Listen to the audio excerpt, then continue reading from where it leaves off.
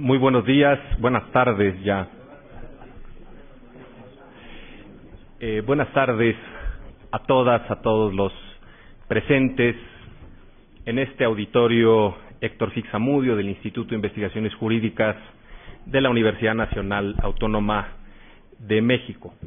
Doy la bienvenida también a todos aquellos que nos siguen vía Internet a través de el canal de este instituto por TV Jurídicas. Les pediría, en la medida de lo posible y por cuestiones de protección civil, si quienes nos acompañan podemos terminar de ocupar algunos de los asientos que están disponibles, por favor.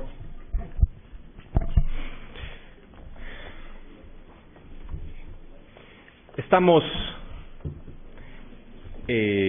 concluyendo los trabajos de este relevante seminario internacional que ha sido producto gracias a la iniciativa del Instituto Iberoamericano de Derecho Constitucional a partir de su recientemente constituida Academia de Derecho Electoral y con el acompañamiento evidentemente del Instituto de Investigaciones Jurídicas, pero también de instituciones muy importantes como el Instituto Nacional Electoral, el Tribunal Electoral del Poder Judicial de la Federación, la Fiscalía Especializada para la Atención de los Delitos Electorales y también con el acompañamiento de IDEA Internacional. Creo que no podríamos cerrar de mejor manera que discutiendo si este es un seminario dirigido a analizar los derechos políticos, las instituciones electorales, la forma de gobierno y la democracia, con una mesa sobre el estado actual de la democracia en México. Y en ese sentido, de la mano de la guía del doctor Diego Valadez, coincidimos en que teníamos que invitar a tres actores claves del cambio democrático de nuestro país. Nos encontramos sin duda ante tres personajes, tres personalidades que en distinto momento, bajo distintas trincheras, evidentemente bajo distintos partidos políticos, han colaborado en la construcción de la nueva institucionalidad democrática, de la nueva conformación de un sistema que cada vez protege más los derechos políticos de los ciudadanos y cada vez enraiza más la democracia en nuestro país. En ese sentido, por parte de el doctor Diego Valadez y del mío propio, en nuestra calidad de coordinadores de este evento, les agradecemos cumplidamente su presencia. Hemos optado, en acuerdo con nuestros expositores, de que el orden de participación va a ser el siguiente. En primer lugar, le daré el uso de la palabra al diputado Manlio Fabio Beltrones. En segundo lugar, al licenciado Diego Fernández de Ceballos. Y en tercer lugar, al gobernador Arturo Núñez. En ese sentido, leeré alguna apretada síntesis de el currículum vitae de nuestros invitados, en el entendido, lo reitero, de que todos ellos cuentan con una hoja de vida extremadamente amplia. Manlio Fabio Beltrones es licenciado en Economía por esta Universidad Nacional. En su experiencia legislativa se destaca, es diputado federal en la 52ª legislatura de 1982 a 85. Fue electo senador para la 54ª legislatura en 1988. Pidió licencia para asumir la gobernatura de Sonora en octubre de 1988. Diputado también en la 59ª legislatura de 2003 a 2006. Senador de la República en la 60ª y 61ª legislaturas entre 2006 y 2012. Actualmente es diputado federal en la actual legislatura. Debo mencionar, como lo acabo de señalar, que entre 1991 y 1997 fue gobernador del estado de Sonora. El diputado Beltrones comenzó su carrera durante el prismo, pero la ha consolidado durante las presidencias encabezadas por el Partido Acción Nacional. En los últimos 2 sexenios ha tenido los cargos que lo han acompañado dentro de la escena política nacional. Primero agotó las oportunidades de su estado natal, dirigió el Comité Ejecutivo Estatal de su partido, fue secretario de Gobierno y luego gobernador. A nivel federal, fue subsecretario en la Secretaría de Gobernación entre 1988 y 1991 y después de la transición logró proyección como secretario general en la Confederación Nacional de Organizaciones Populares y como coordinador de los diputados del sector popular del PRI. Consiguió presidir la Cámara de Diputados entre 2004 y 2005 y el Senado de la República en 2 ocasiones, en 2006 y posteriormente en 2010. Actualmente coordina el grupo parlamentario del PRI en la Cámara de Diputados y es, sin lugar a dudas, uno de los principales, personajes de la política nacional, sin lugar a dudas. Además de que, debo decir, fue también en su momento quien pidió a este instituto realizar un conjunto de análisis sobre la reforma del Estado y también quien ha impulsado la reforma del Estado a partir de la incorporación de lo que ahora está propiamente en la Constitución, que es la posibilidad de que el presidente de la República, cuando no tenga una mayoría en el Congreso, pueda optar por un gobierno de coalición. Diputado, un gusto tenerte con nosotros. Tienes el uso de la palabra. Gracias, César. Muy buenas tardes a todos ustedes. Si les pareció largo la presentación de mi historia política, espérense a que lean la de Diego Fernández de Ceballos. La verdad es que he sido objeto de uno de los primeros temas por los cuales debemos de seguir trabajando sobre una democracia siempre perfectible. Y dije, he sido objeto de esta parte todavía por considerar y también resolver, porque me pusieron a hablar en primer lugar arbitrariamente y simplemente porque yo llevo en los apellidos una inicial previa a la de mis queridos amigos. Yo había hecho otra propuesta. Yo dije que por edad fuera la presentación, no la aceptaron, pero los 2 puntos, quiero comentarles, pues nos hacen hablar de qué perfectibles son los métodos democráticos en México o en el mundo y cómo hemos avanzado buscando alcanzar el mayor consenso para fijar reglas previas para lo que son las batallas electorales y posteriormente para hacer llegar una democracia eficaz que nos permita conseguir los objetivos que todos deseamos y que hoy más que nunca y en el mundo vienen a señalarse, porque hay avances democráticos importantes en los últimos 30 años, pero hay una desigualdad acumulada en el mundo que puede poner en riesgo los mismos. Y ahí es donde se encuentra buena parte de lo que es nuestra preocupación.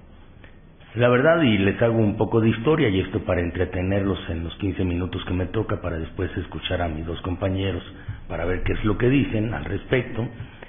En buena parte de nuestro encuentro, tanto el de mi querido Diego y mi muy apreciado y distinguido Arturo, se dio después de un combate como el de 1988, en donde tuvimos unas elecciones sumamente accidentadas, porque, como bien lo ha estudiado el maestro Sobato, no teníamos mecanismos que nos dieran, ya no digo tranquilidad, sino la seguridad de que íbamos a llegar a unas elecciones que previamente los actores fundamentales hubieran pactado como reglas democráticas. Me tocó a mí asumir, junto con mi amigo Arturo, la extinta Secretaría Técnica de la Comisión Federal Electoral, porque hay muchos de los que están aquí que lo recuerdan, eso existió y dependía del secretario de Gobernación en turno y automáticamente pues al subsecretario, fuera quien fuera, le tocaba ser el secretario técnico.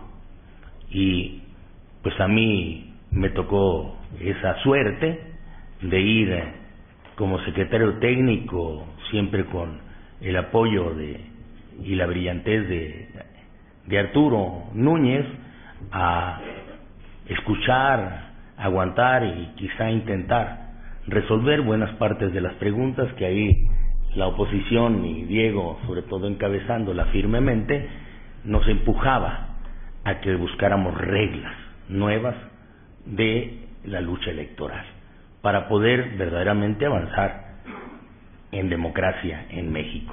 Pero estamos hablando en ese momento de cómo a través de la democracia electoral podíamos alcanzar sistemas democráticos más avanzados, porque no era lo único que deberíamos de lograr.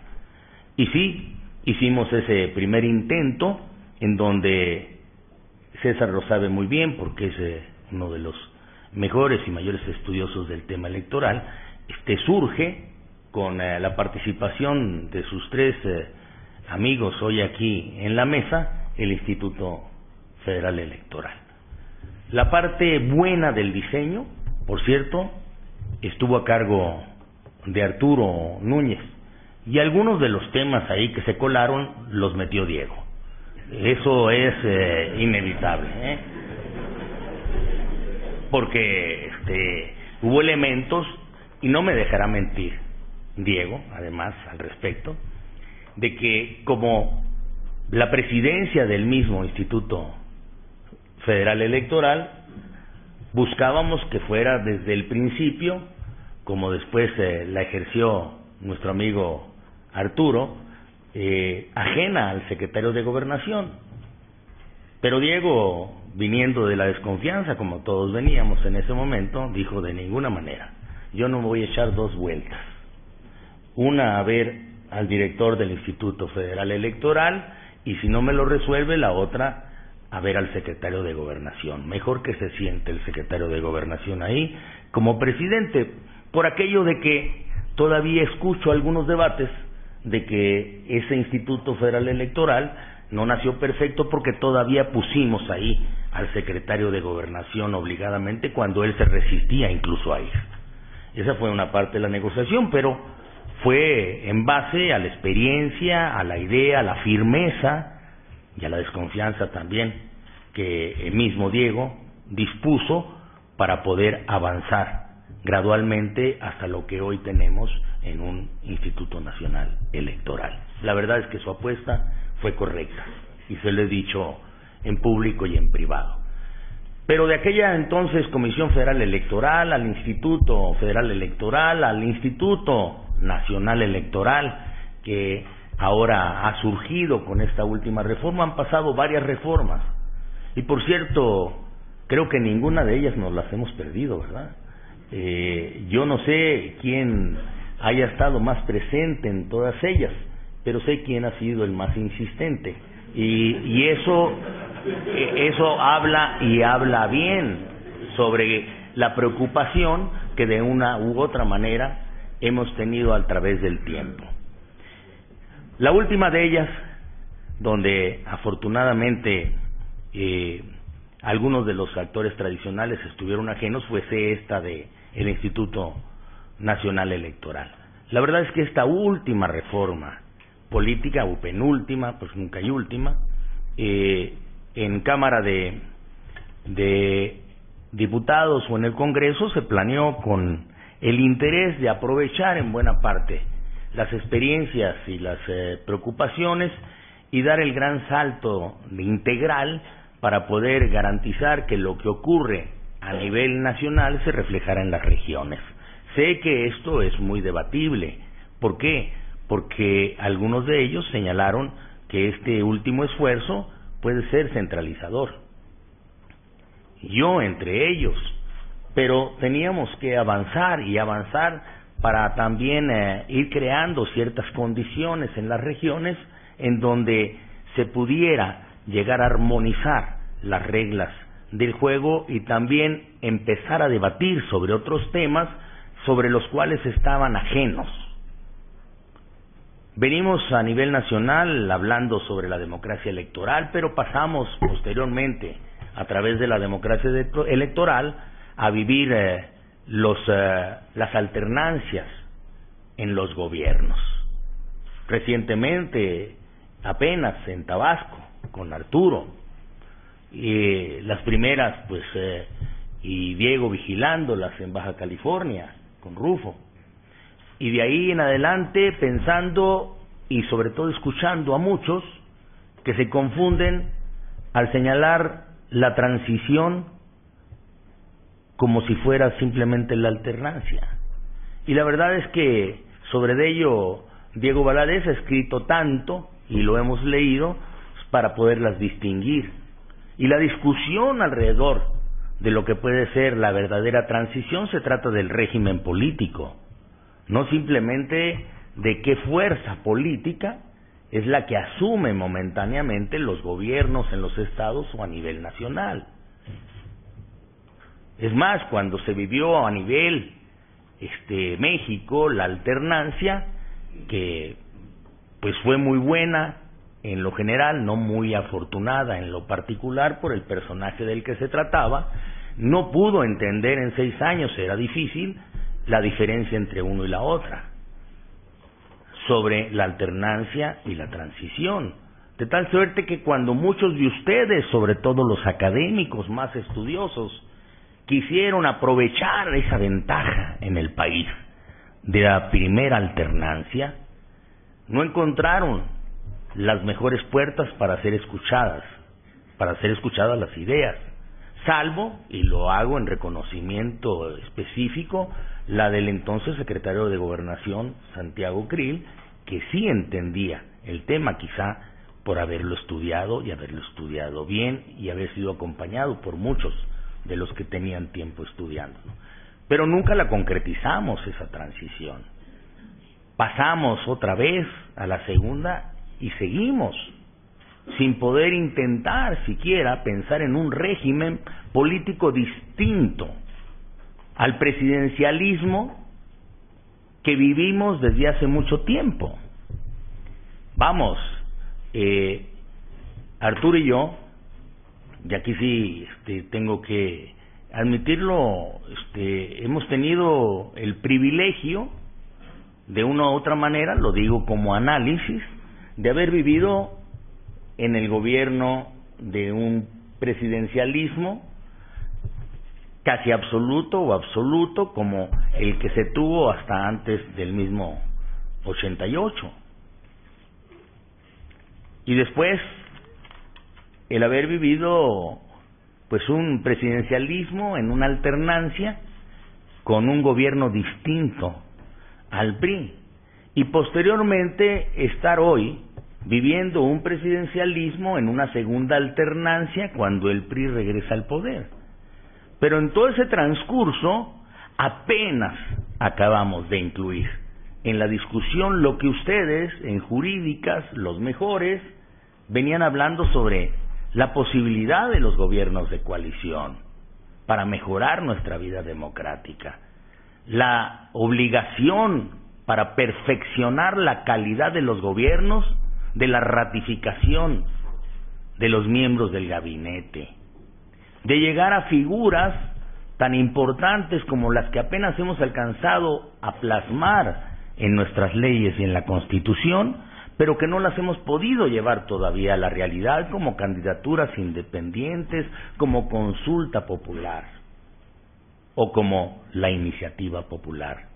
Muchos de esos instrumentos que estoy seguro vendrán a acompañar a la verdadera transición y que se encuentran ya en el papel alrededor del acuerdo que se pudo conseguir mediante un pacto llamado por México, en donde hubo, y yo lo saludo porque fue para bien, donde hubo más voluntarismo, más parte estratégica, coyuntural, que un régimen político bien asentado, en la Constitución que lo garantizase.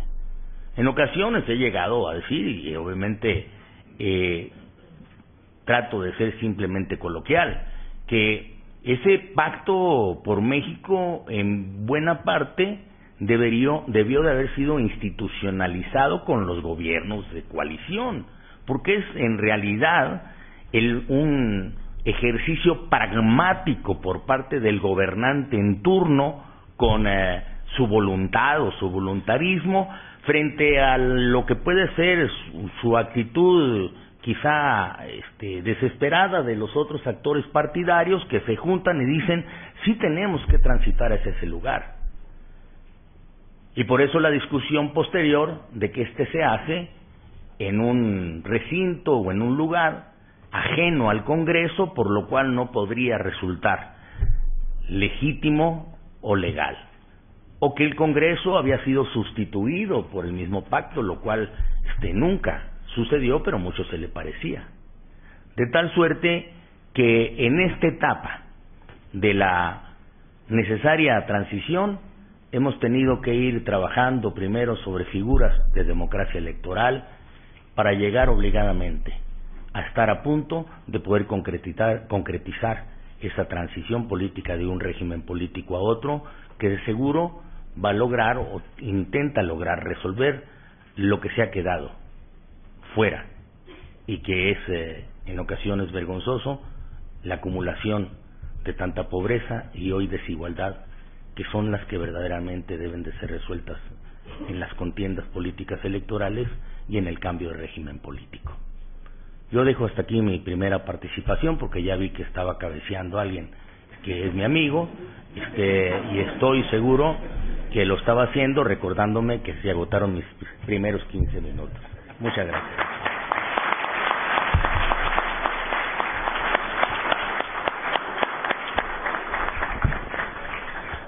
Muchas gracias, diputado Beltrones. Sin lugar a dudas, es evidente que no solo estamos ante tres actores clave del cambio político, del cambio democrático de nuestro país, sino también justamente por ese acompañamiento, repito, desde donde cada quien, desde su óptica, sus ideas, su ideología y su trinchera, lo han hecho, han tenido la oportunidad de convivir y se nota en esta cercanía evidente que hay entre ellos. Muchas gracias, diputado Beltrones, porque nos ha dado justamente una panorámica de que en buena medida el cambio político de este país ha pasado por los carriles del cambio al diseño institucional de las elecciones, es decir, a través de la institucionalidad electoral, y que estos últimos cambios son relevantes porque ensanchan ciertamente el papel de los derechos para tener una ciudadanía más activa, más participativa, pero también trata de realizar ajustes para ver cómo procesar institucionalmente el pluralismo político que hoy se ha ganado, para que ese pluralismo también sea gobernable, pero gobernable desde la expectativa democrática. Con este antecedente, y creo que vamos en la ruta adecuada de lo que intenta hacer esta mesa, le cederé el uso de la palabra a Diego Fernández Ceballos, también señalando que él nació en el Distrito Federal, que es licenciado en Derecho también por esta Casa de Estudios, por la Universidad Nacional, que cursó estudios de Economía en la Universidad Iberoamericana también. Ha sido profesor catedrático de Derecho Penal y Mercantil en la Escuela de Derecho de la Universidad Iberoamericana. Es miembro del Partido Acción Nacional desde 1959. Es consejero nacional del partido y miembro del Comité Ejecutivo Nacional. Ha sido coordinador del grupo parlamentario del mismo Partido Acción Nacional en la Cámara de Diputados durante la 55ª legislatura y candidato a la presidencia de la República en las elecciones de 1994. Fue designado secretario de Política Interior del Gabinete Alternativo, presidido por el ingeniero Manuel J. Cloutier. Fue asimismo coordinador del grupo parlamentario del Partido Acción Nacional en el Senado de la República en la 58ª y 59ª legislaturas, así como presidente de la Junta de Coordinación Política del propio Senado. Actualmente ejerce su profesión en su despacho particular de abogados como litigante y consultor en las áreas de derecho penal, civil, mercantil, bursátil y agrario. Además, dice el currículum, y además es uno de sus, entiendo, hobbies, se dedica a la actividad agropecuaria, de tal suerte que los fines de semana suele dejar la Ciudad de México para ir a entornos de ambientes naturales mucho más adecuados. Estimado Diego, adelante. Gracias. Iba yo a agradecer al Instituto, al doctor Valadez, al doctor Astudillo y desde luego a ustedes por su atención, el permitirme estar en este panel. Pero después de las agresiones recibidas, yo prefiero protestar. Y miren ustedes, empezaré por decir que a la buena, es para mí una gran distinción estar en esta queridísima universidad. Por estar aquí, por estar con ustedes y por poder compartir con dos de los más brillantes y capaces políticos mexicanos de nuestro tiempo. Otra cosa es que los dos ya se hayan echado a perder, pero son de lo más brillante. ¿Han escuchado ustedes lo que pasó? Y también destacar, voy contando mi tiempo, también destacar la enorme importancia que ha tenido para México el que sus políticos durante los últimos tiempos han podido ir superando los grandes desafíos de sus planteamientos, de sus ideas, de sus intereses, y han puesto en un lugar central, en muchísimas ocasiones, hasta donde ha sido posible, casi en todas, salvo en algún caso, la amistad. No la complicidad, no el arreglo tramposo y clandestino, la amistad. Les pongo un ejemplo. Hace poco alguien me preguntaba, ¿cómo puedes llevar una amistad tan manifiesta, tan clara, con Cuauhtémoc Cárdenas, después del agarrón que te diste con él y él contigo hace años, hace 20 años? Y les dije, por dos razones. Porque él ya no es el mismo, ni yo tampoco. Todos vamos evolucionando y hemos podido hacer de la política un acto de civilidad. También quiero decir que me sorprende mucho que además de traerme en esta encrucijada, me hayan puesto al centro. Porque lo que no dijo en su recuerdo histórico el senador Beltrones, que cuando él tenía un elevadísimo cargo de subsecretario de Gobernación, el siguiente de a bordo era el licenciado Núñez.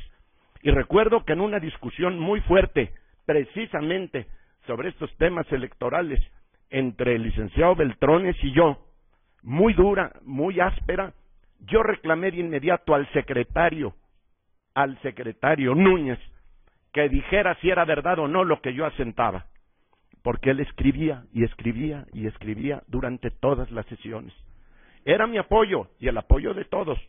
Y él contestó, no sé, yo estoy escribiendo un libro sobre cuestiones electorales. Y ahora me echan en medio. Bueno, está bien, así es la vida. Pero entrando un poco en materia, les diré con la mayor rapidez que, por supuesto, el día que se pueda analizar, pasado algún tiempo, ya cuando no estén de por medio a flor de piel sentimientos, intereses y pasiones, se podrá reconocer que en las últimas décadas México ha avanzado considerablemente en su vida política democrática. Enormes. Ustedes, muchos de ustedes jóvenes, no saben lo que era este país hace 30 años, hace 20. Todo eso ha quedado atrás. Sin embargo, una pregunta. ¿Por qué tanta decepción de la democracia, de los políticos, de los partidos y, para mayor dolor de México, de sus instituciones? Esto es lo grave. Un avance incontrovertible, que no todos los países lo han podido tener en paz y en tan poco tiempo, y sin embargo una profunda insatisfacción. Por una razón muy sencilla, porque hemos fallado los ciudadanos. Punto. Y si fallamos los ciudadanos, tienen que fallar las instituciones. Este es el punto nodal para mí de los cambios que necesitamos, porque es muy fácil señalar, y no faltando a la verdad, que un problema fundamental de México es la corrupción y la impunidad. Pero hacer así de sencillo, de claro, el círculo perverso, me parece incompleto. Porque si es cierto que no hay impunidad sin corrupción, ni corrupción sin impunidad, también es cierto que estos dos elementos tienen una causa anterior, que es una falta de educación cívica y política de los mexicanos, donde tengamos valores sustantivos para poder entender lo que somos y para lo que estamos en este mundo, y sobre todo en un país donde se ha creado una cultura en donde cada uno de nosotros, por desgracia, en la gran mayoría de los mexicanos, nos sentimos acreedores de México. Y México nos debe a nosotros todo, empezando por nuestros padres, por nuestra familia, por nuestra escuela, por nuestra universidad, por nuestro sindicato y por nuestros gobiernos. Somos acreedores, pero además hemos sido víctimas y victimizados siempre. Desde la conquista, víctimas y víctimas y víctimas, y así un pueblo no sale adelante. Las reformas electorales y el avance democrático es incuestionable, pero yo pienso que el cambio de fondo debe de estar en el alma, en la conciencia, en la cultura, en el corazón del pueblo. Si seguimos nosotros haciendo mucho esfuerzo por normas represivas y protectoras de los débiles, vamos a seguir cultivando una filosofía y una mentalidad de perdedores. Nos sorprende hoy que en una competencia deportiva México sea diferente gracias a su selección. Y esto quiere decir que ese es el camino, que tenemos que vernos como iguales a todos, que inclusive cuando se habla de los más pobres, no los miremos abajo, cuando nos miremos frente a los demás, ni de abajo hacia arriba, ni de arriba hacia abajo, porque todos en esencia, en sustancia, en dignidad somos iguales. Y si hay desequilibrios, busquemos fórmulas más que protectoras, promotoras, para que pueda haber realmente un despegue con dignidad y con altura. De nada sigue seguir manteniendo muchas fórmulas políticas para mejorar los procesos democráticos si siguen corrompidas las instituciones. Y no me refiero solo a los partidos políticos que naturalmente están dejando por culpa de nosotros mucho que desear. Hasta la Santa Madre está bien demostrado que también allí cuando no llueve llovizna, y vemos que el cambio de todas las instituciones debe de partir de un gran proceso educativo y cultural en donde precisamente esta universidad ha venido desarrollando un gran esfuerzo y tiene mucho por hacer. Si pasamos a lo estrictamente político-electoral, decimos, ¿qué ha pasado con la alternancia, con el cambio, con la pluralidad? Pues algo que puede dolernos a todos, pero que tal vez sea la verdad. Cuando estaba concentrado el poder, estaba concentrada la corrupción. Y a la hora que se democratiza el poder, pues se democratiza la corrupción. Y ahora nadie le puede decir Will a la Matildona. Porque ahorita cuando alguien dice que un político cometió tal o cual fechoría, lo único que uno por mera curiosidad puede preguntar, ¿de qué partido? No hay desvergüenza que nos quede grande. No hay infamia que nos quede lejos. Por eso, con frecuencia, tenemos que revivir el viejo principio. No hay democracia sin demócratas. Y para que haya una democracia verdadera y verdaderos demócratas, necesitamos seguir a un Octavio Paz que decía, la democracia es como una segunda naturaleza. ¿Cuándo creemos que la elección fue limpia y democrática? Solo una vez, cuando ganamos.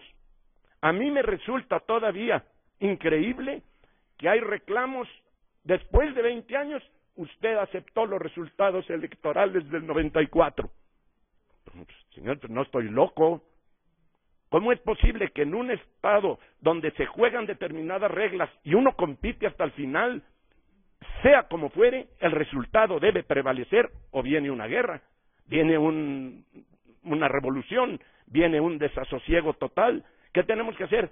Limpiar los procesos electorales, pero empezar por limpiar en el alma y en la conciencia de nosotros las cualidades cívicas y políticas necesarias para una convivencia en paz. Aquí, a pesar de lo que nos decimos nosotros, y esperen, porque Núñez es el peor de los tres, van a ver, bueno, pues van a oírlo, van a ver ustedes cómo aquí, en nosotros, ha prevalecido ese respeto en los partidos políticos en lo general, en los contendientes, porque hemos ido civilizando a la política.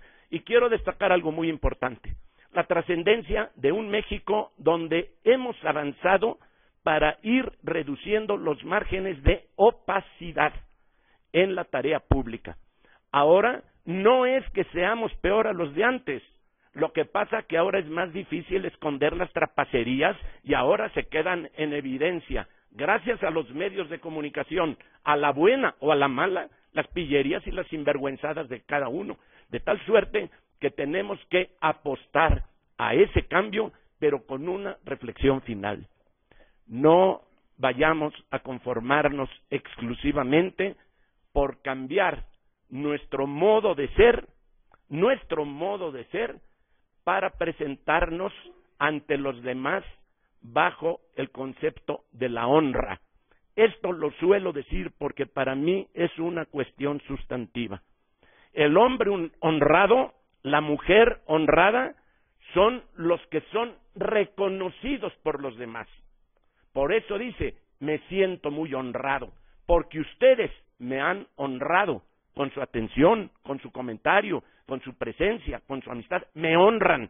Pero no es muy importante que ustedes me honren a mí, sino que yo tenga un sentido del honor, porque el honor nos lleva a respetar nuestra propia dignidad y a base de esa nueva forma de pensar, sí podemos entender que aunque haya una ley que nos vigile de lejos o una autoridad que no pueda estar verificando momento a momento nuestra conducta pública, tenemos que ser honestos y por tanto apegados a la legalidad y por lo tanto con un espíritu justiciero y una convicción de una responsabilidad social.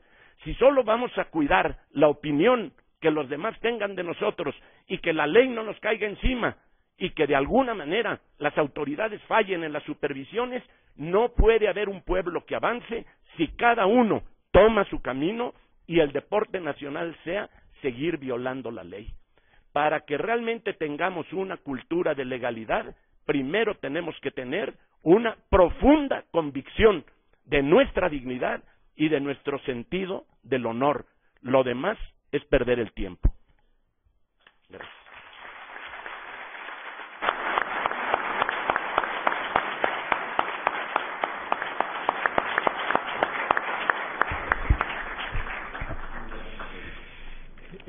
Licenciado Diego Fernández, pues, como siempre, una vehemente exposición en donde ciertamente nos deja clara una de las grandes paradojas ante la que nos encontramos, en donde hay un cambio, como usted lo acaba de señalar, incontrovertible en la democracia de nuestro país, pero por el otro lado hay una profunda insatisfacción de los ciudadanos frente a esa democracia, frente a esas instituciones.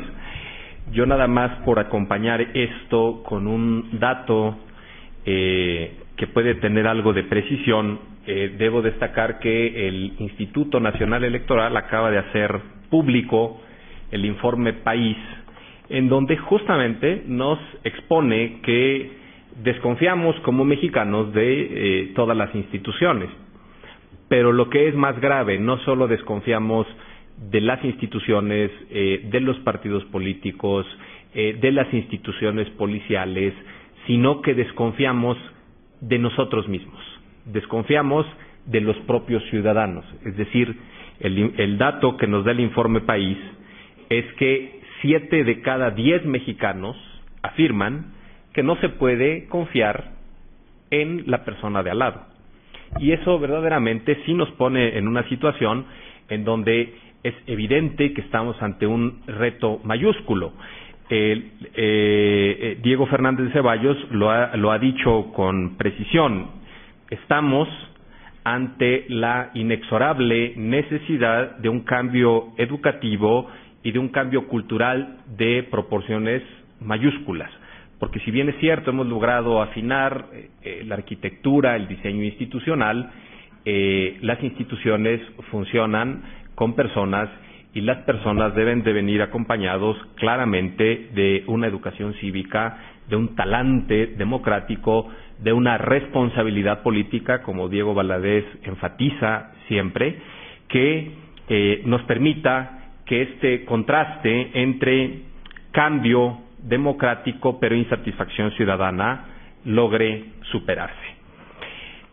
Corresponde ahora, en tercer lugar, la participación del gobernador Arturo Núñez Jiménez. Diré también que él nació en Villahermosa, Tabasco, y entre su actividad profesional destaca que, para situarlo en el contexto que interesa a esta mesa, que en 1987 fue designado director general de Desarrollo Político y después subsecretario de Gobierno y Desarrollo Político en 1991, permaneciendo hasta 1993 dentro de la Secretaría de Gobernación del Gobierno de la República. Y durante su desempeño representó al Gobierno federal en las negociaciones con los partidos políticos nacionales que culminaron en las, y acentúo, trascendentes reformas constitucionales de 1989 y 1990 que dieron lugar, entre otros asuntos relevantes, a la creación del Instituto Federal Electoral. En enero de 1993 y hasta diciembre de 1994 fungió como el segundo director general del propio Instituto Federal Electoral, puesto desde el cual participó en las reformas político-electorales de 1993 y también la relevante reforma, acentúo yo, de 1994, fungiendo como el responsable de organizar los comicios presidenciales justamente a los que se acaba de referir el licenciado Fernández de Ceballos en agosto de 1994 para elegir a presidente de la República y a miembros del Congreso de la Unión. En un segundo momento ocupó nuevamente la Subsecretaría de Gobierno, desde donde participó ahora en la reforma electoral de 1996 que estableció la plena autonomía constitucional, la plena independencia del Instituto Federal Electoral. Ha sido consultor externo de asuntos electorales de la Organización de las Naciones Unidas, también consultor de IDEA Internacional y destaca también porque nos ha regalado algunas obras de consulta obligatoria para entender justamente estas reformas electorales de tanta trascendencia para nuestro país. Es autor de El Nuevo Sistema Electoral Mexicano, un libro publicado en 1991. Es autor también de la Reforma Electoral de 1989-1990, repito, donde expone claramente cuáles son los cambios que llevaron a la construcción, a la institucionalización del Instituto Federal Electoral como esa nueva institución a cargo de organizar los comicios. Y por destacar, también escribió el libro José Luis Lamadrid, un político con visión de Estado, publicado por la editorial Porrúa y la propia Cámara de Diputados en 2004. Fue senador de la República por el Estado de Tabasco, por el grupo parlamentario, perteneciendo al grupo parlamentario del Partido de la Revolución Democrática entre 2006 y 2011. Asimismo, se desempeñó como vicepresidente del Senado de la República, justamente en ese periodo, y en 2013 fue electo gobernador del Estado de Tabasco, función que desempeña en la actualidad. Gobernador, don Arturo, tiene usted el uso de la palabra. Muchas gracias, César. Empiezo por agradecer a los organizadores, particularmente al Instituto Iberoamericano de Derecho Constitucional, a Diego Valadez, al propio César Astudillo de la Academia Electoral, a Daniel Sobato, al INE, al Tribunal Electoral, la invitación para estar en este seminario y específicamente en esta mesa. Valoro compartir reflexiones con Manlio Fabio Beltrones y Diego Fernández de Ceballos, y aquí tengo que hacer un paréntesis ante las gentilezas dichas por ambos sobre mi persona. Del insulto no me llega, la calumnia no me ofende y el odio no ha nacido en mí, dijo Díaz Ordaz en 68. Pero déjenme contarles una anécdota. En Tabasco había 2 aspirantes a la gubernatura en alguna ocasión, ambos líderes, uno de la Cámara de Diputados y otro de los senadores, compadres, y tuvieron este diálogo. Uno visitó al otro y le dijo: oye, nuestros enemigos políticos sostienen que tú y yo hablamos mal mutuamente uno del otro. A mí me vienen a hablar mal de ti y seguramente a ti te han de venir a hablar mal de mí, y te vengo a plantear un pacto. ¿Y qué pacto es ese?, le dijo el otro. Muy sencillo, cuando alguien te venga a hablar mal de mí, tú le hablas bien de mí y lo paras en seco.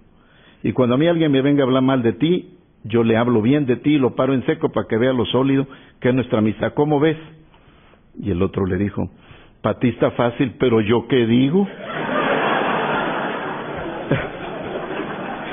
Bromas aparte, reconozco en Diego Fernández Ceballos y en Mario Fabio Beltrones 2 extraordinarios mexicanos con los que he tenido la oportunidad de trabajar, a veces colaborando, a veces en oposición, pero en ambos casos constatando su calidad humana, su condición y dignidad política, y sin lugar a dudas grandes aportadores a la transición democrática de México. Se nos aportaron 7 ejes para reflexionar sobre el estado de la democracia hoy. Yo los seguí puntualmente, espero poder agotarlos en el tiempo disponible. Lo primero es: ¿dónde estamos parados? En la secuencia que los teóricos del cambio político hablan del momento de la crisis, de la transición, de la instauración democrática, de la consolidación, de nuevamente la crisis, del cambio en democratizaciones, especialmente de Leonardo Morlino. Yo tengo claro que hoy en día estamos en una etapa de consolidación democrática en México. Creo que hemos pasado la transición, hemos avanzado en la instauración de un nuevo régimen político, si bien coincido con Manlio que no lo hemos culminado. Es cierto, las realidades son mucho más complejas que cualquier esquema conceptual, pero nos ayuda, y creo que es fundamental ponernos de acuerdo dónde estamos parados, porque si no lo tenemos claro, los diagnósticos son divergentes y evidentemente no podemos coincidir en los arreglos institucionales y en los acomodos políticos. Creo con Duverger que un cambio de régimen se puede dar sin ningún cambio constitucional, solo con el cambio en la correlación de fuerzas, que es lo que ha pasado en nuestro país. El cambio de régimen político se ha dado del régimen que conocimos como de la Revolución Mexicana, con partido hegemónico, presidencialismo indisputado e indiscutido, decisiones centralizadas, que todavía no se agotan del todo, hasta para quejarse del centralismo hay que venir a México, y también disciplina férrea entre militar y religiosa. Ese sistema, ese régimen se acabó, se ha conformado otro tan solo por el cambio en la correlación de fuerzas, no por el talento de la clase política, esto hay que decirlo. El rediseño apenas va con esta primera aportación de los incentivos para los gobiernos de coalición y con otras reformas que ha habido, pero si hoy tenemos un nuevo régimen político es por el cambio en la correlación de fuerzas. Al no haber ya partido hegemónico, no hay decisión presidencial indisputada e indiscutible, no hay decisiones centralizadas en todos los casos y tampoco hay disciplina férrea. Segundo, se nos pregunta cuáles han sido las reformas cruciales para el avance democrático en México.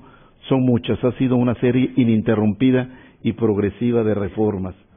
Por ejemplo, aquí si me permítanme que lea para no omitir las más importantes, la de 1977 flexibilizó la formación de partidos políticos, los constitucionalizó e introdujo la representación proporcional para la integración de los órganos de la representación nacional.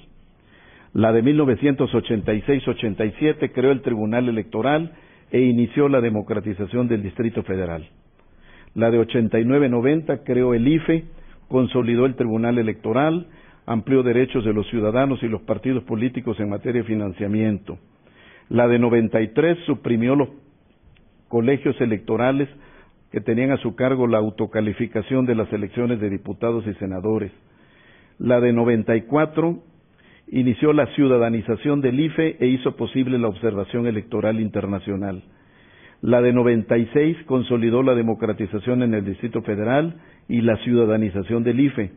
estructuró un sistema integral de justicia electoral a partir de la adscripción al Poder Judicial Federal de una jurisdicción autónoma y especializada en la materia y del establecimiento de un juicio para proteger los derechos políticos del ciudadano, que también ahora lo es del militante, que nos había recomendado en varias ocasiones la Comisión Interamericana de Derechos Humanos al conocer controversias, y un recurso de alzada para decir la última palabra sobre los procesos electorales locales controvertidos, que terminaban en una vía política en lo que algún periodista llamó la concertación, porque no había una vía jurídica para culminar el procedimiento. La de 2003 concretó el voto de los mexicanos en el exterior. La de 2007-2008 estableció un nuevo modelo de comunicación social electoral. La de 2011 instituyó formas de participación ciudadana como candidaturas independientes, iniciativa popular y consulta popular. La muy reciente de 2013-2014 quiso evolucionar el IFE a INE en una compleja distribución de competencias entre autoridades federales y locales.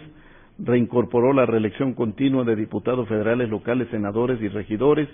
Instituyó la paridad total de géneros en las candidaturas a puestos de elección popular, incentivó la formación de gobiernos de coalición y amplió las causales de nulidad de una elección. Todo ello entre las más importantes modificaciones legales introducidas al ordenamiento jurídico mexicano.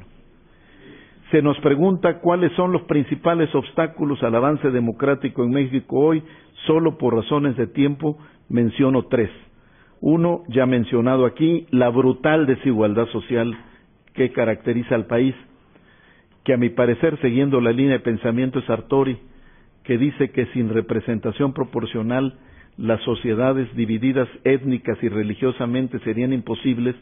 Yo considero que a pesar de que la representación proporcional solo se incorpora en 77 en nuestro país, antes no la tuvimos, yo creo que México hoy sería una sociedad imposible sin representación proporcional, no por división étnica o religiosa, sino por la brutal desigualdad social que haría que muchos no pudieran llegar a la representación del Congreso. Y en ese sentido, creo que la brutal desigualdad social se traduce en déficit de ciudadanía, que es el primer obstáculo que yo encuentro para que muchas veces no sea la voluntad popular en sentido riguroso, sino el poder del dinero que compra y vende el voto, lo que determina quién va a gobernar, lamentablemente todavía, independientemente del signo partidista de quien esté desde el gobierno. En segundo lugar, los poderes fácticos que, beneficiados de esta brutal desigualdad social, pretenden con mucha frecuencia suplantar a los poderes formales y en ocasiones lo logran y los vencen y los ponen a su servicio en la forma más sofisticada de la corrupción, que es la captura del Estado en la toma de sus decisiones fundamentales. Y mencionaría, en tercer lugar, la falta que también se ha mencionado aquí de una cultura política democrática que prevalezca la consolidación de las instituciones y que no haga sospechoso el acuerdo. Si fuésemos consecuentes con el respeto y admiración que decimos tener por la pluralidad, tendríamos que ser consecuentes de que la única manera de procesarla productivamente para una sociedad es mediante el diálogo, la negociación y la construcción de acuerdos. Si no, si me permiten decirlo, la pluralidad sería una maldición, porque sería que en la sociedad cada loco estuviera con su tema y la sociedad no tuviera dirección alguna. Poner el acuerdo bajo sospecha me parece un signo de premodernidad política de nuestra cultura que tiene que ser superado rápidamente porque mucho nos obstruye y nos detiene en el avance democrático. Se nos pregunta después quiénes han sido los actores fundamentales del proceso de democratización. Bueno, sin lugar a dudas, los partidos políticos, también las instituciones gubernamentales. Cuando era árbitro yo lo decía y lo creo objetivamente, que mitad y mitad el avance democrático se debió al empuje, sin lugar a dudas, de las oposiciones, que por cierto venía muchas veces de la periferia al centro, desde los estados al orden nacional, pero también hubo voluntad desde el gobierno de evolucionar y de relegitimar el régimen con avances democráticos. Y desde luego la participación de la sociedad civil, que a ratos con la alternancia declinó porque muchos de los que estaban de observadores y de monitoreando el avance, se incorporaron al gobierno y dejaron de ser actores de la sociedad civil, no gubernamentales, pero que sin lugar a dudas hicieron aportaciones. Ha habido en algunos momentos y ámbitos específicos el riesgo de que el papel protagónico de los partidos se identifique con partidocracia, pero creo que más bien estaríamos en lo que Klaus von Beimi o García Pelayo llaman el estado de partidos, porque los partidos están subordinados al orden jurídico. El hecho de que haya protección a los derechos de los militantes, el hecho ahora de que el INE pueda organizar procesos electorales internos de los partidos para dirigencias, habla claramente que también los partidos están subordinados al derecho y que la tentación partidocrática la podemos dominar también por la vía del derecho.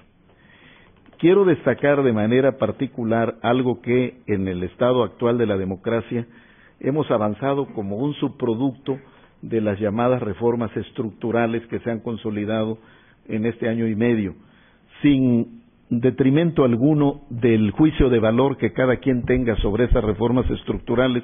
Yo particularmente de la energética tengo mis reservas y lo he dicho públicamente, pero independientemente de ese valor, se terminó con el argumento de que el Congreso mexicano era el freno al cambio. Había todo un diagnóstico que pretendía decir que este país estaba paralizado, que no crecía económicamente porque el Congreso lo detenía. Y esto no es cierto. Si se quiere, a trompas talegas, pero nuestro Congreso ha sido más que productivo. Nada más por mencionarles un dato. De el año 1988, cuando por vez primera no se tuvo 2/3 partes en la Cámara de Diputados de un solo partido para reformar la Constitución, al 17 de junio de 2014 se han aprobado y entrado en vigor 102 decretos de reformas constitucionales, que representan el 46% del total de 219 de dichos decretos concretados desde 1920. ¿Cuál parálisis? En el sexenio de Calderón tuvimos 18 decretos. Si el sexenio tiene 72 meses, si hubieran sido 72 decretos, tendríamos a razón de uno cada 2 meses. Tuvimos 38 decretos, no 36, perdón. De 72 tendríamos uno cada 2 meses. Tuvimos 38 con Calderón, tuvimos un decreto de reforma constitucional cada 53 días. Es decir, el reformismo constitucional, en lo que tiene de bueno mantener la norma al día, renovar los consensos, y en lo que tiene de malo generar incertidumbre jurídica por el cambio tan frecuente, ha continuado. Y no se trata solo de un asunto cuantitativo, sino de qué reformas: la judicial, las electorales, el régimen político del Distrito Federal, el régimen de propiedad de la tierra, el reparto agrario, la autonomía del Banco de México, los derechos humanos, el amparo, los derechos indígenas. Nadie puede decir que el Congreso ha sido freno al cambio. No es este un discurso de autocomplacencia con nuestro Congreso. He sido diputado, he sido senador, y puedo decir que nuestras instituciones legislativas requieren seguir siendo reformadas para mejorarse, pero es falso el argumento de que el Congreso frenaba el desarrollo democrático y el avance del país. Ya se dieron las reformas estructurales, no era un problema de diseño, era de desempeño, particularmente de los gobiernos panistas, de operación política, que en la medida que se da, se concreta. Y hoy se ha terminado el debate absurdo de que había que reducir el Congreso, que nos resultaba muy caro, que la representación proporcional estorbaba. Lo que nos llevó a construir 30 años lo querían desmantelar con propuestas como disminuir la representación proporcional o volver a instaurar cláusulas de gobernabilidad, porque no había capacidad de construir acuerdos. El argumento se ha terminado. El Congreso mexicano, con dificultades, si se quiere, no con un trabajo excelente, falta de deliberación pública de más calidad, pero sin lugar a dudas ha sido un agente esencial del cambio político en nuestro país. Nos preguntan qué debiera hacer en la agenda, qué rumbo al centenario de nuestra Constitución. Para terminar, creo en primer lugar que una vez probado que el constituyente permanente ha podido hacer reformas de toda índole en todos los temas, hay que preguntarnos 1,765, que son los integrantes del Poder Revisor de la Constitución, 500 diputados, 128 senadores y diputados locales, pueden y deben tomar todas las decisiones por 119,713,203 mexicanos, según la última proyección de CONAPO, o, según el último dato del IFE, 79 millones de ciudadanos, 433,782. Creo que si no queremos tener de adorno las instituciones de la democracia participativa como la consulta nacional, hay que proponernos constitucionalizar ciertos procedimientos de reforma constitucional para darle permanencia y rigidez, y hay que completar esto con lo que en Europa llaman las leyes orgánicas, las leyes constitucionales de los que Diego Valadez, para no seguir convirtiendo a la Constitución en un reglamento que deriva de muchas cosas, pero de un principio fundamental, de la desconfianza. ¿Cómo sé que lo que te ayudo a reformar en la Constitución no me vas a mayoritear en la ley secundaria interpretándolo de otra manera? Y por esto se lleva a la Constitución más de lo que deberíamos llevar. Creo que ahí hay una agenda pendiente que tendríamos, quizá por tratarse de la historia que se trate, del peso que tiene en la vida económica nacional y en las finanzas, y de un recurso natural no renovable, que la primera consulta nacional la tendríamos que hacer sobre los hidrocarburos. Cada país decide cuál es su gran tema de consulta. No pretendo hacer populismo de reformismo constitucional, pero hay por lo menos una vez en la historia de los países que se hace una consulta al pueblo para que sea el que decida. Termino invocando a César Cancino en uno de sus últimos libros, El excepcionalismo mexicano, de que todavía hay mucha simulación, sobre todo en los niveles subnacionales de las entidades federativas. La sincronía del proceso político local con el nacional es notabilísimo.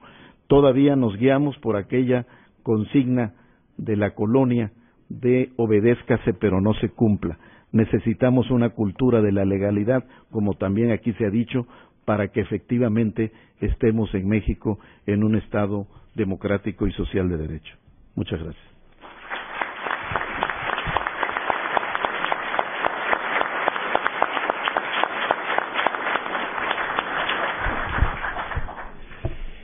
Muchas gracias, gobernador Arturo Núñez. Sin lugar a dudas, nos ha también señalado una ruta no solo de cómo podemos, viendo al pasado, viendo lo que no hemos terminado de construir, podemos seguir consolidando hacia adelante. Y retomo nada más esta última parte, porque usted la ha referido, estamos ciertamente en la antesala de el centenario de la Constitución mexicana, y ese solo hecho nos obliga a revisar al menos dos de sus postulados esenciales. Me parece que es difícil señalar que al menos en la raíz, en la base de la Constitución, se encuentra el postulado democrático y el postulado de la justicia social. Y me parece que este seminario justamente ha querido reflexionar sobre estos dos grandes polos: cómo lograr tener una democracia de mejor calidad, y cómo, justamente porque me parece que en eso los tres han coincidido, cómo lograr que lo que fue uno de los estandartes de la Revolución Mexicana y después de la Constitución, lograr la justicia social, sea algo que podamos palpar, podamos tener, podamos vivir, no en los próximos 100 años, sino en un breve y mediano plazo. De tal suerte que tenemos aquí tres magníficas exposiciones, en donde ciertamente han habido puntos de encuentro y algunas diferencias, algunas divergencias que también enriquecen y son muestra palpable de este pluralismo político que hoy se percibe en nuestro país, de tal suerte que, para efecto de decir una conclusión última, tal vez de añadir alguna cuestión adicional o de referirse al planteamiento que ha hecho alguno de ellos, volvería a dar la palabra por unos breves minutos a nuestros expositores con el propósito de concluir así no solo la mesa, sino también nuestro seminario. De tal suerte que invito de nueva cuenta al diputado Manlio Fabio Beltrones a hacer su reflexión final. Muchas gracias. Utilizo nada más estos últimos minutos para agradecer, reconocer, sobre todo en el principio a mi universidad, al Instituto de Investigaciones Jurídicas de esta casa de estudios que tanto prestigio le ha dado, al apoyo que siempre hemos recibido, sobre todo en el Congreso y en lo particular por parte de muchos de sus más conspicuos maestros, doctores, investigadores, sobre todo para el trabajo legislativo, y también la paciencia, reconocer la paciencia que han tenido ustedes para poder escuchar a estos tres amigos, y comentar que en buena parte de lo que han reflexionado tanto el licenciado Diego Fernández de Ceballos, con su siempre vehemente forma de expresar sus convicciones más puras y sobre las cuales él cree y está convencido, además con enorme puntualidad, de que deben de suceder, y pasando también por el inteligente, como siempre, relato de nuestro amigo Arturo Núñez, comentarles que hay buena parte de sus ideas o propuestas con las cuales coincido, y con algunas con las que no coincido las han dicho de manera tan inteligente que las voy a pensar otra vez, de tal suerte que algunos de estos puntos pueden quedar quizá para que en una futura ocasión los podamos platicar con mayor profundidad. Pero hace tiempo yo, platicando con algún buen amigo español, legislador también, discutíamos en una larga tertulia que ya parecía acalorada, qué sistema político y qué método electoral era mejor o más democrático. Si el español o lo que nosotros ya habíamos hecho después de todo este relato que bien hizo a bien el comentarnos nuestro amigo Arturo, y después de pasada una hora en el que nos dábamos a saber que nosotros habíamos perfeccionado mejor nuestros métodos democráticos y íbamos en la búsqueda de un sistema político de mucha más avanzada, que ellos me criticaban, y que yo de paso les preguntaba cómo podían sostener el suyo, sobre todo sus métodos también democráticos o sus sistemas de gobierno, terminamos por hacer una pregunta que debería de concluir ese debate amistoso.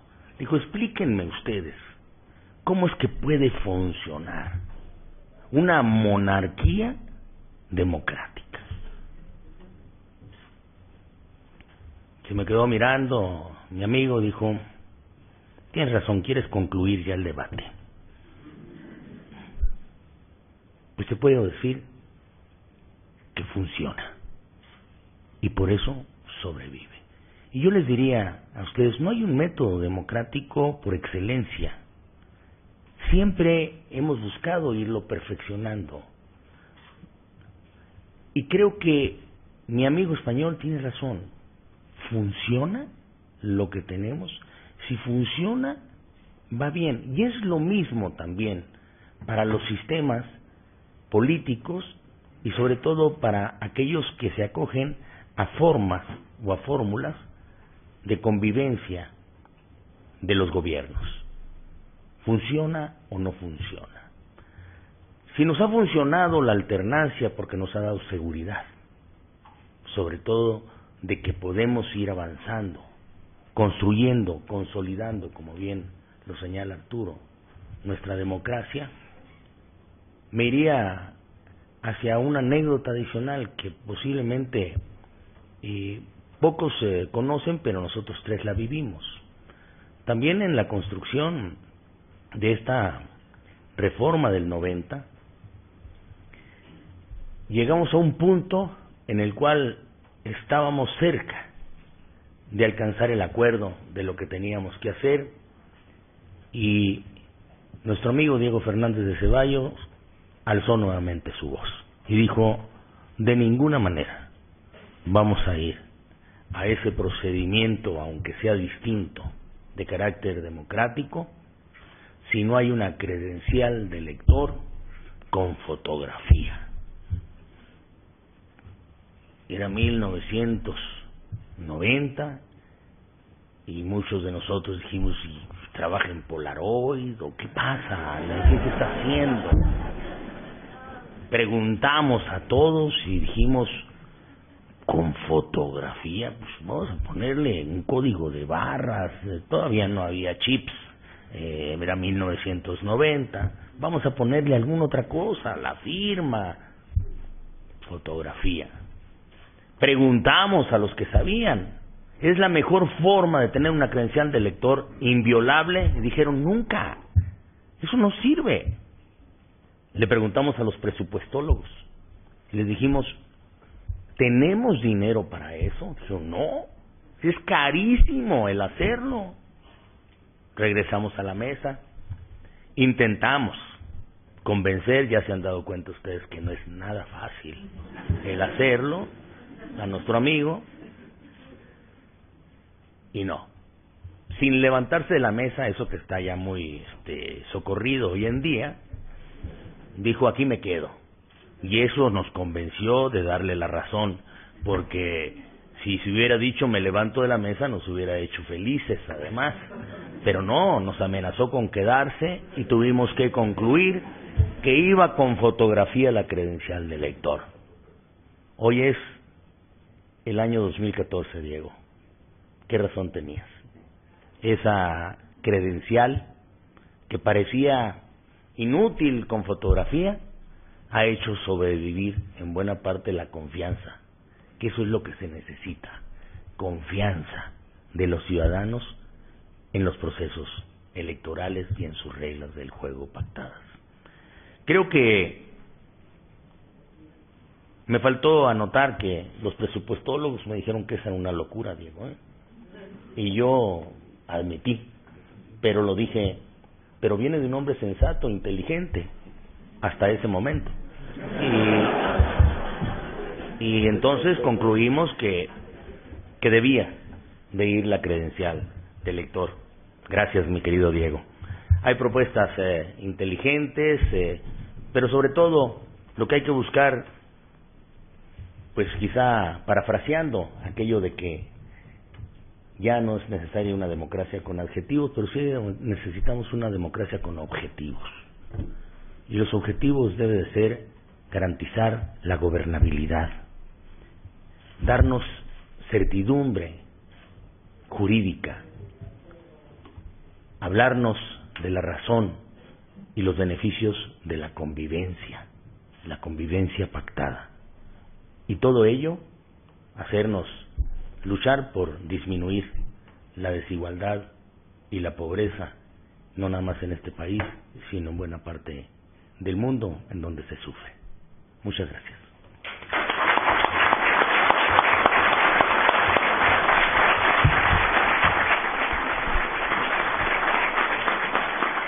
Le daría la palabra al licenciado Diego Fernández de Ceballos.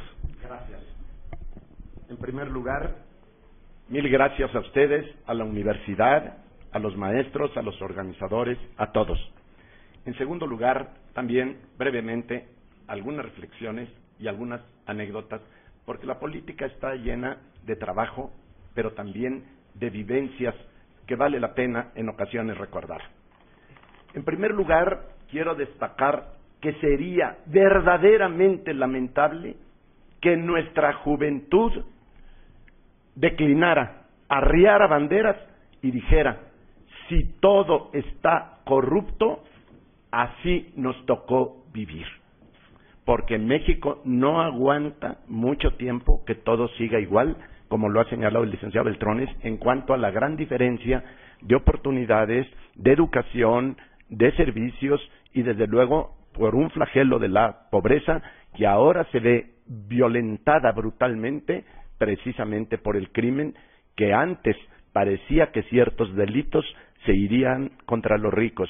Ahora hasta los que van sobre la bestia son secuestrados. Bien.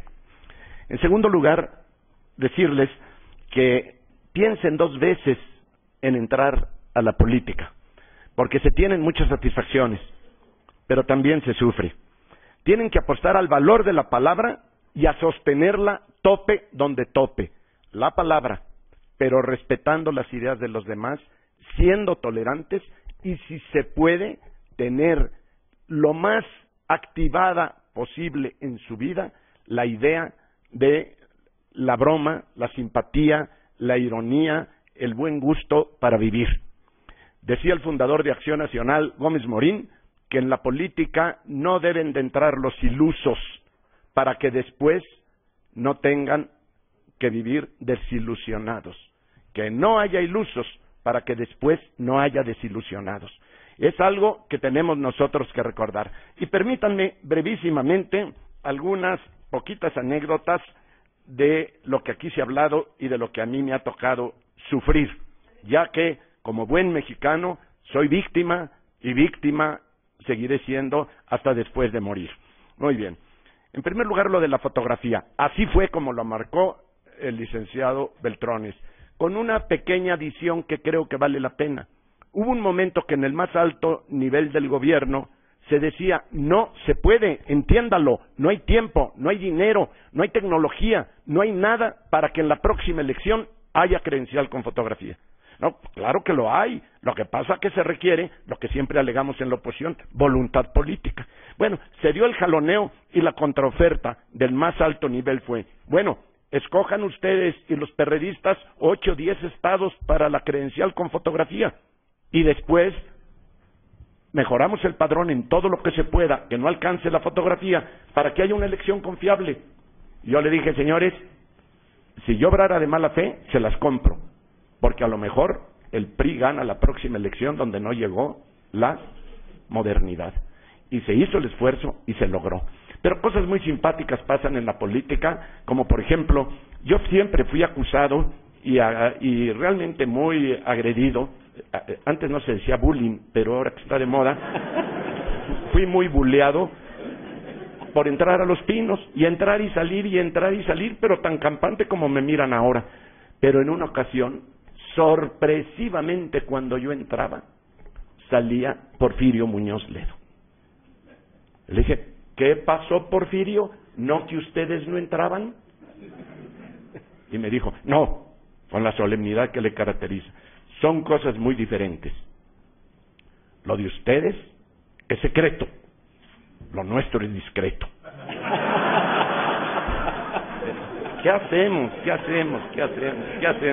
Así es la política. Pero también se sufre, también se sufre. Un día yo en Los Toros compartía con miles, lo que no puede ser tampoco aceptable, un pobre toro que no moría porque andaba mal apuntado el matador y ya tenía 4, 5, 7 estocadas y no moría el toro. Y se oyó un grito de alguien que se levantó al otro lado de la plaza. Mejor que el jefe Diego le eche un discurso. Y toda la plaza hizo lo que ustedes. Pero déjenme contarles hasta dónde llega la ironía, al cabo que no es pegarle a la mala porque tiene derecho a decir cimiento. En una ocasión, el señor licenciado Núñez era subsecretario de Gobernación y tuvieron la bondad de recibirme para otro de los reclamos de siempre por lo que nos quejábamos, como se sabe ustedes en la política, o el que pierde o el que se siente que va perdiendo, va, reclama, pelea y alega a su derecho. Está bien, me recibe el secretario de Gobernación y junto a él su confiable subsecretario Núñez. Empiezo yo a discutir con él sobre algo que yo consideraba una tropelía, y me respondía de buena manera, pero con claridad el secretario diciéndome, no, Diego, no son las cosas así. Mira, pasa esto y pasa lo otro y pasa lo demás allá, y como bien te ha dicho el licenciado Núñez, esto se trata de lo demás. Y luego, a ver, subsecretario, coméntale. Bueno, como acertadamente dijo el señor secretario esto. Y luego, como muy atinadamente dijo el subsecretario. No, como de manera clarísima, impecable, han comentado. Y me traían de un lado para otro, y yo volteaba a este y volteaba al otro, con aquel viejo truco de que no hay toro bravo a dos garrochas. Hasta que me cansé, y le dije, así que además del atropello, ahora me voy a quedar aquí con una guerra de florecitas entre uno y el otro. Y muy indignado, dio un manazo en la mesa. Y me dijo, eso sí no te lo paso, Diego. Que te quede claro, lo que dijo el señor secretario de mí es un juicio objetivo. Lo mío sí fue un acto de abyección. Muchas gracias.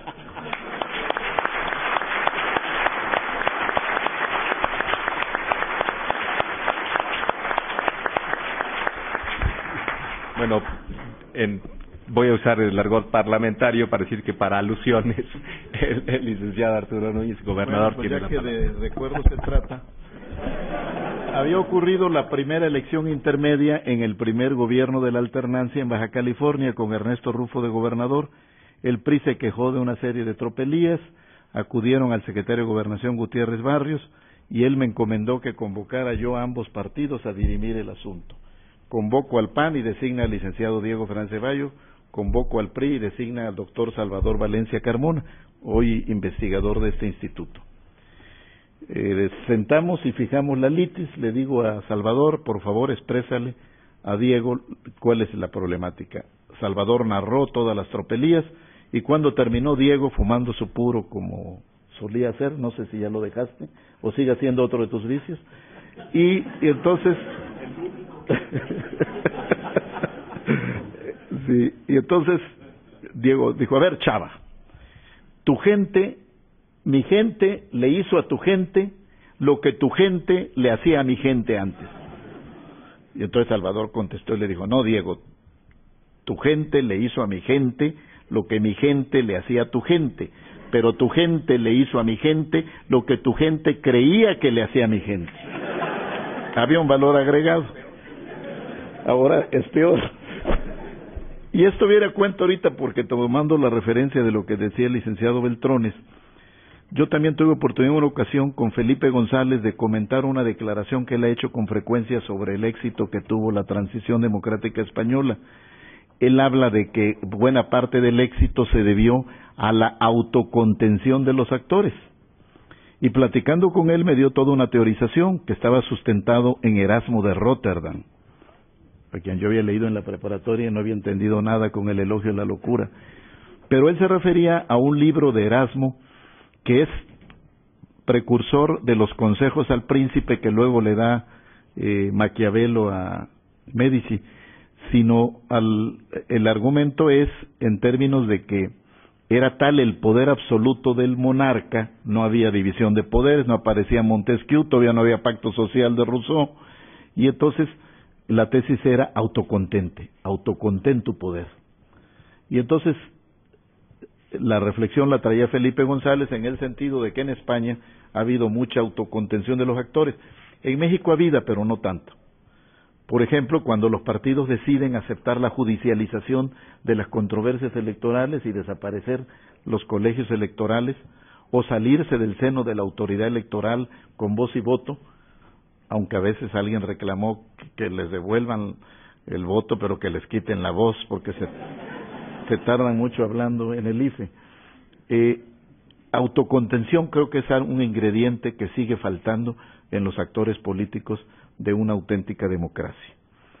Segunda reflexión, los estados, decía yo muy de pasadita que hay una sincronía entre el desarrollo político nacional y los desarrollos políticos subnacionales. Básicamente nos ocurre lo que ocurría en la época de la colonia, llegaban las instrucciones de Indias y era pues acátese, pero no se cumpla.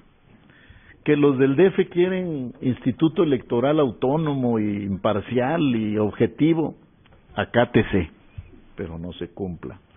Que allá quieren auditoría superior con control de cuentas y acátese, pero no se cumpla. Que quieren transparencia informativa y acceso a la información, uno de los buenos logros de Fox, que hay que decir que los tuvo, acátese, pero no se cumpla.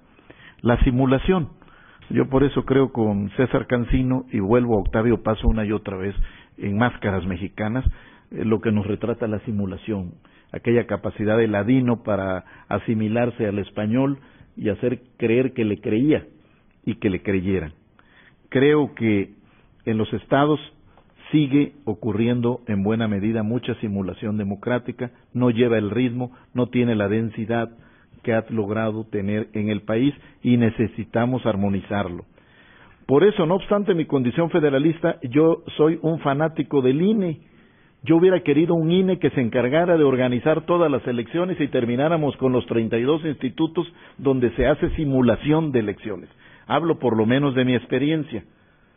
Me encontré un instituto hecho a modo del candidato a gobernador, mi principal opositor, y decidí no ser como gobernador, sustituirlo por un instituto ahora a mi modo, para simple y sencillamente irnos correspondiendo en el ajuste de cuentas. Hay que autocontenerse, y si bien reconozco que podría ser una sesión más de soberanía dentro de las muchas que ha habido, la fiscal y la no sé cuál y la... ¿Para qué nombrar? Estamos en un federalismo centralizado, acaba de escribir Diego Valadez, sin lugar a dudas. Yo lo vería por lo menos como una transición, pero hicimos un menjurje donde no se sabe si es de chía o es de horchata. Este pedacito le toca al INE, este pedacito le toca al Instituto Electoral, y nos va a salir peor que la descentralización educativa con sindicato nacional o que la descentralización de salud con sindicato nacional. No nos atrevemos a hacer las cosas en firme. Por lo menos veámoslo como transición y más adelante recuperemos cuando haya las condiciones objetivas para que realmente haya autoridades autónomas de las autoridades estatales. Y concluyo con una reflexión.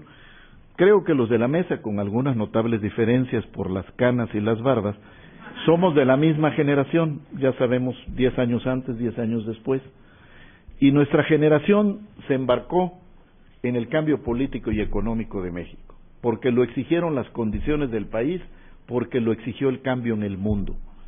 Y cuando lo hicimos, creo que cada quien desde su perspectiva soñamos, sin embargo, con un puerto de llegada que no se parece nada al que hemos llegado. En un país con la mitad de la población en pobreza, no se tiene que ser el gran sociólogo para entender que la otra mitad, que no lo está, no podrá comer tranquila si hay la mitad que está en la sobrevivencia de la alimentación, en muchos casos en la extrema, pero en la pobreza en general. En un país donde el desempleo es galopante, en un país donde tenemos un gran número de migrantes a los Estados Unidos, muchas veces por razón cultural, es cierto, del sueño americano, pero también por necesidad económica, en un país donde el empleo informal es ya mayor que el empleo formal, en un país donde tenemos 6,5 millones de ninis que ni estudian ni trabajan y que el bono democrático ahí se nos va en una lucha para que no lo reclute el delito y sí lo reclute la sociedad, nuestras instituciones de educación superior y sea para bien. Y en un país con los índices delictivos que llega a tener México, nadie puede estar satisfecho con los resultados. ¿En dónde se perdió el sueño de la meta a la que queríamos llegar del puerto logrado? Creo que en buena medida en esta capacidad de simulación, en esto que es un atavismo que tenemos que superar y que tiene que ver con profundas raíces culturales. Tenemos que superar, sí, con diseños institucionales, pero tenemos que mejorar los desempeños institucionales. Luego le queremos cargar a la institución lo que es a cargo de las personas. Yo exhorto a la nueva generación, buenamente representada aquí, a que dé su propia batalla y que avance hasta donde nosotros logramos. Y todavía tenemos aliento, no nos estamos jubilando, pero para hacer el sueño de que realmente México llegue al puerto de llegada que todos queremos que llegue. Muchas gracias.